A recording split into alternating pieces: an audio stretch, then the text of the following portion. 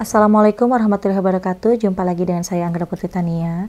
Dan kali ini saya akan membahas tentang hukum anak di luar nikah dan hukum aborsi. Nah, sebelum kita lanjut, jangan lupa like, share, and subscribe IMP Entertainment News Channel. Terima kasih.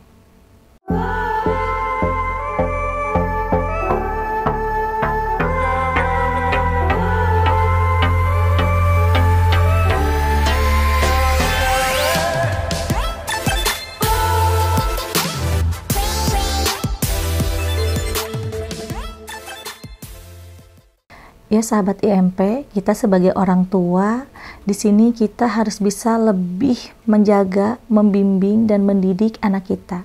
Terlebih anak kita itu adalah seorang perempuan. Untuk para orang tua yang mempunyai anak perempuan, harus bisa menjaganya ekstra.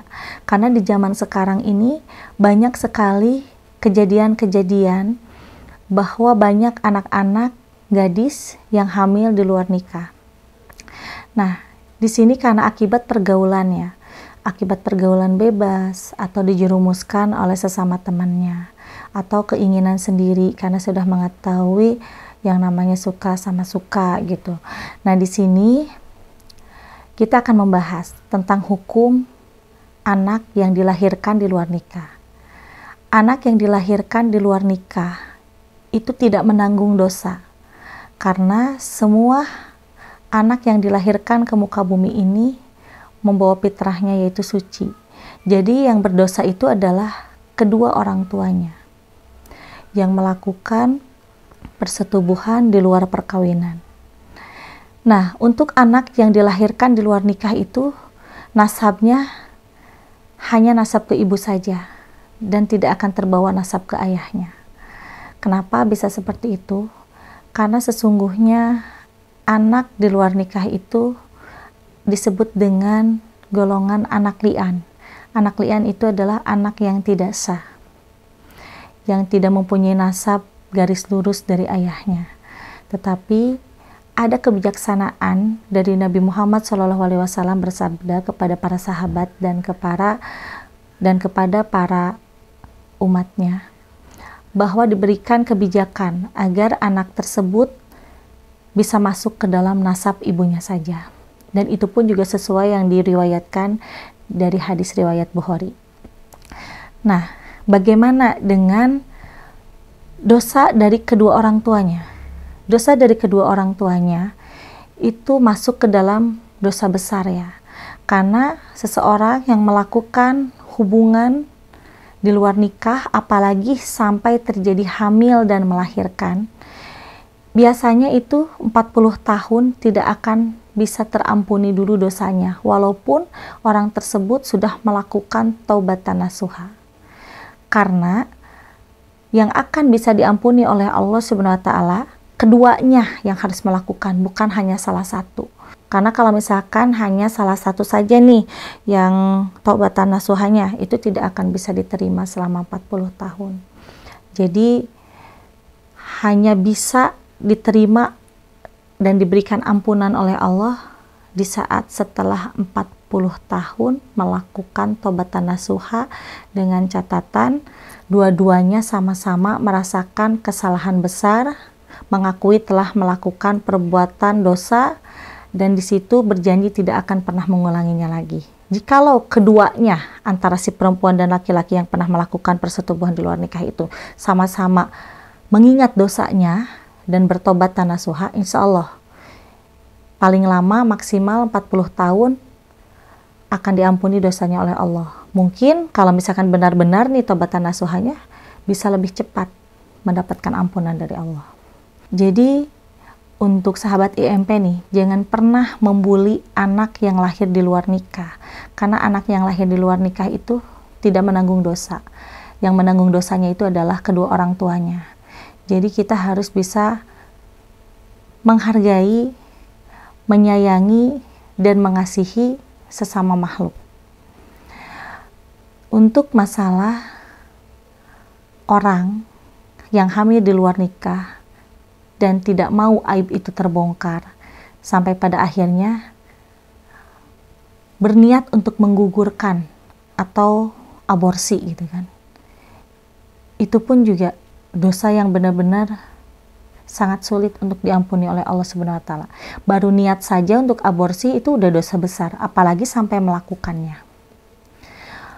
Perempuan-perempuan yang melakukan aborsi tidak cukup dengan taubatan nasuha saja untuk bisa mendapatkan ampunan dari Allah.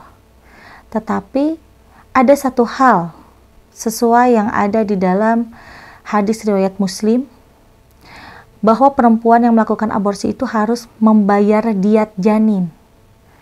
Karena kalau tidak sampai membayar diat janin, sampai kapanpun tidak akan diampuni dosanya oleh Allah Subhanahu wa taala. Diat janin itu adalah kita membayar diat janin beberapa muskal. Muskal itu dalam hitungan emas. Contoh, 1 muskal itu sama dengan kurang lebih 4 gram. Sedangkan perempuan yang melakukan aborsi itu harus membayar 7 muskal minimal, maksimalnya 15 muskal. Dan senilai 15 muskal itu harus diuangkan dan dibagikan kepada anak-anak yatim piatu dengan memohon doanya, supaya anak-anak yatim piatu tersebut memunajatkan doa kita kepada Allah untuk bisa diampuni segala dosa-dosa yang pernah dilakukan oleh si perempuan tersebut yang melakukan aborsi. Jadi sebenarnya untuk yang melakukan aborsi itu kehidupannya akan susah, akan diberikan kesenangan hanya sementara. Selebihnya sampai akhir hayat tidak akan pernah merasakan ketenangan batin kalau sampai belum membayar diat janin. Karena hukum untuk perempuan yang melakukan aborsi secepatnya itu harus dilaksanakan dalam diat janinnya. Setelah melaksanakan diat janin, taubatan nasuha selama 21 hari berturut-turut. Insya Allah, Allah akan mengampuni segala dosa-dosanya dan jangan sampai melakukan lagi kesalahan di masa lalu. Jadi perempuan yang melakukan aborsi dan orang yang membantu proses aborsi itu sama-sama dosanya, sama besarnya. Tidak ada perbandingan antara 60 atau 40%, tapi keduanya sama dosanya besar. Si perempuan yang aborsi itu wajib membayar diat janin, dan untuk orang yang membantu proses aborsi itu wajib membayar kifarat dosa besar. Jadi keduanya itu tidak cukup dengan taubatan nasuha saja, tetapi ada yang harus dibayar, yaitu denda, agar bisa terlepas dari hijab kotor yang menutupi dirinya, supaya nanti bisa kebuka kembali dan mendapatkan ketenangan batin dan juga kebahagiaan di dunia. Jadi kalau seandainya ada perempuan nih yang melakukan berulang-ulang aborsi gitu kan, berarti itu beberapa kali lipat untuk membayar diat janinnya. Dan mungkin itu hampir mendapatkan murkanya dari Allah jikalau tidak sampai sempat taubatan nasuha dan membayar diat janin. Nauzubillahi min dzalik. Bagaimana jikalau anak di luar nikah itu adalah perempuan dan untuk nantinya bisa menikah, walinya siapa gitu. Jadi di sini sungguh sangat kasihan ya golongan anak li'an yang memang nantinya menikah tidak ada walinya, tidak ada wali sahnya. Jadi anak di luar nikah yang nantinya akan berumah tangga, melakukan akad nikah, itu harusnya ada wali, yaitu wali hakim. Jadi tidak bisa digantikan oleh wali sahnya karena kan nasabnya juga terputus ya dengan nasab ayahnya, hanya nasab ke ibunya saja. Berarti itu bisa digantikan dengan wali hakim, yaitu contoh dari ayah si ibunya atau dari kakak si ibunya.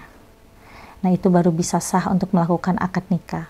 Tapi kalau misalkan tanpa wali sah, tanpa wali hakim gitu kan, itu tidak bisa sah dalam melakukan ibadah pernikahan. Makanya di sini kita dari sekarang harus berpikir panjang dan harus bisa memikirkan nasib diri kita sendiri dan nasib anak-anak kita. Jadi dari sekarang kita pun juga tidak boleh melakukan hal-hal suatu kemaksiatan di luar batas dan larangan dari agama. Seperti kita nih, banyak mungkin ya kesalahan dan dosa-dosa yang pernah kita perbuat, tetapi kesalahan itu harus kita pikirkan dari sebelumnya kita membuat kesalahan. Bagaimana jika nanti kita melakukan kesalahan tersebut yang nantinya bisa merugikan diri kita sendiri dan keturunan kita. Nah, seperti saya nih perempuan, saya mempunyai anak, saya seorang ibu. Saya pun juga harus bisa menjaga anak saya. Harus bisa menjaga, mendidik sedari dini supaya tidak terjadi hal-hal yang tidak diinginkan. Karena sesungguhnya anak di luar nikah itu nasibnya kasihan ya. Di samping itu dia akan mendapatkan bulian. Dia pun juga akan mendapatkan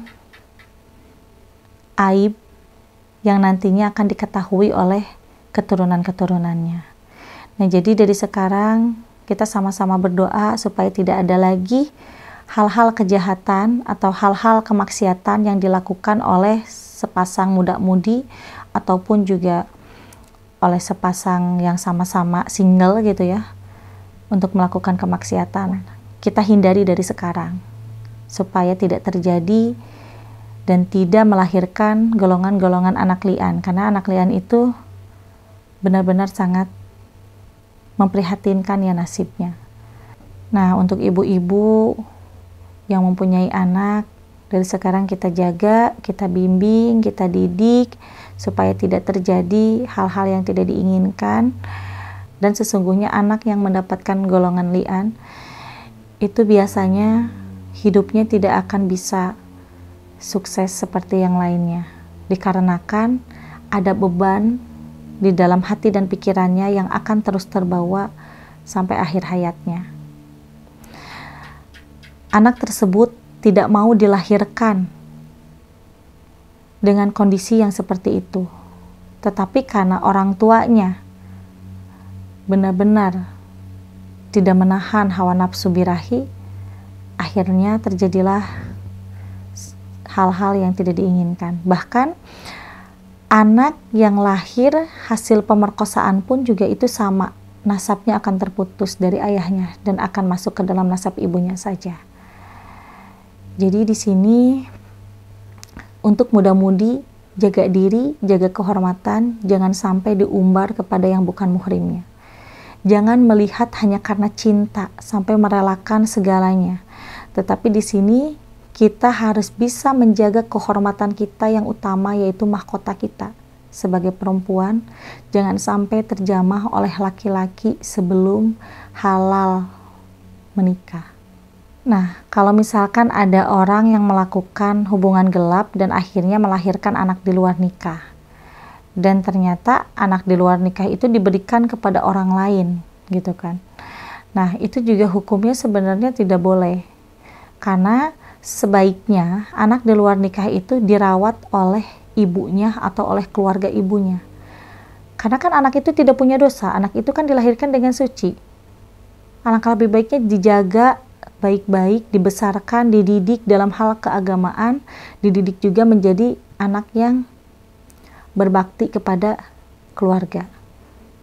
Tetapi kalau misalkan ada orang yang memang melahirkan anak di luar nikah terus diberikan kepada orang lain, di situ juga sama akan terputus nasabnya.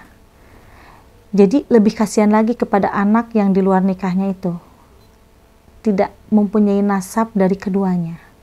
Nah, jadi kalau misalkan anak di luar nikah itu diberikan kepada orang lain, itu sangat kasihan karena udah mah terputus ya nasabnya dari ayahnya, ketambah lagi ini si ibunya tidak mau bertanggung jawab, malah diberikan kepada orang lain. Jadi di situ pun juga akan diputus nasabnya oleh Allah, dan anak itu akan kasihan, tidak akan mempunyai nasab ke atasnya, yaitu nasab dari ayah atau ibunya. Itu tidak akan ada. Nah, makanya untuk orang yang merawat anak di luar nikah harus bisa benar-benar menyayangi anak tersebut, karena anak tersebut pantas kita rawat, pantas kita besarkan dan didik agamanya yang baik, didik juga dalam pendidikannya yang baik supaya mempunyai adab. Nah, anak tersebut yang dititipkan kepada orang dan dirawat baik-baik dianggap menjadi anak kandungnya sendiri, dan nantinya itu akan bisa membawa sababiyah pahala untuk kita lewat perantaranya anak tersebut yang kita rawat dengan suka hati, yang kita rawat dengan ikhlas. Anak tersebut itu akan menjadikan sababiyah ladang pahala untuk kita yang merawatnya. Ya sahabat IMP, mungkin pembahasan saya tentang anak di luar nikah dan tentang hukum perempuan yang pernah aborsi cukup sekian. Insya Allah kedepannya saya akan membahas tema yang lainnya. Jadi di sini sekali lagi saya jelaskan kepada sahabat IMP, jauhi hal kemaksiatan di luar yang dilarang oleh agama, dan untuk yang pernah aborsi secepatnya untuk membayar diat janin dan tobatan nasuha sebelum ajal menjemput, supaya bisa mendapatkan permohonan dan ampunan dari Allah Subhanahu wa Ta'ala. Saya pamit undur diri. Wassalamualaikum warahmatullahi wabarakatuh.